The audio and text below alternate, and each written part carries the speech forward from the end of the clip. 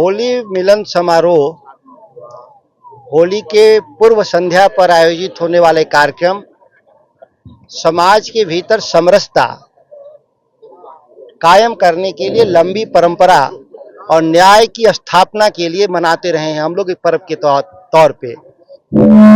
आज भी इस पर्व की लोकप्रियता इसीलिए है कि समाज के सभी वर्गों के द्वारा गांव के भीतर जो ग्रामीण क्षेत्रों में हो या शहरों में आपस में बैठ करके सुबह से शाम तक इस कार्यक्रम में लगे रहते हैं।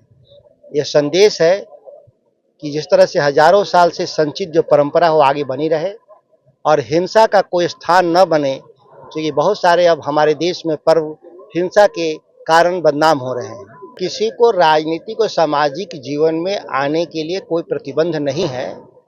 पारिवारिक पृष्ठभूमि जो भी हो, लोकतंत्र में परिवार से ज़्यादा जनता तय करती है कि कौन चुनाव जीतेगा और हारेगा।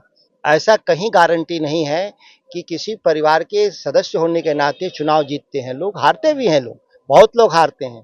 और इस देश में आप मुश्किल से कुछ परिवार का नाम जानते हैं जो अगली पीढ़ी में राजनीति कर पाए।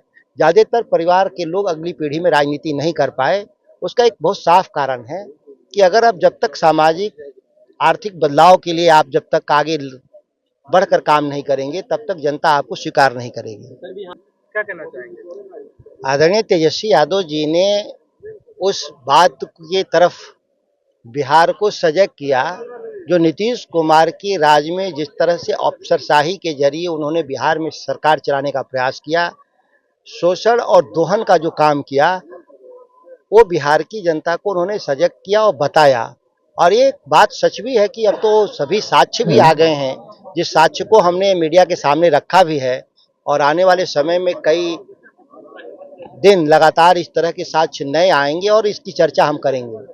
जो कहने वाले जो मंत्री हैं, मैं उनका नाम नहीं जानता। अगर इस इलाके के लोग होंगे, अगर शाहाबाद के, तो ऐसे लोग अपनी जगह बचा लेंगे, वही कम नहीं है। अपनी सीट वो बचा लेंगे, यही कम नहीं है।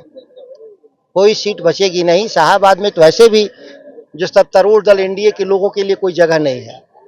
अब तो जो नीतीश कुमार जो नियुक्ति पत्र बांट रहे हैं वो बिहार के बाद सभी लोग जानते हैं कि वो शिक्षक जो कॉन्ट्रैक्ट पर थे, जो पीड़ित थे बिहार सरकार में, जो नीतीश कुमार ने उनके साथ ठगी किया, चीटिंग किया, जिसके लिए खिलाफ राष्ट्रीय जनता दल ने जो संघर्ष करके कहा कि हम अपने शिक्षकों को सम्मानित करेंगे और स्थायी करेंगे, उसी स्थायीकरण प्रक्रिया के जरिए कोई नई नौकरी नहीं है। आप कह सकते हैं रीपैकेजिंग है।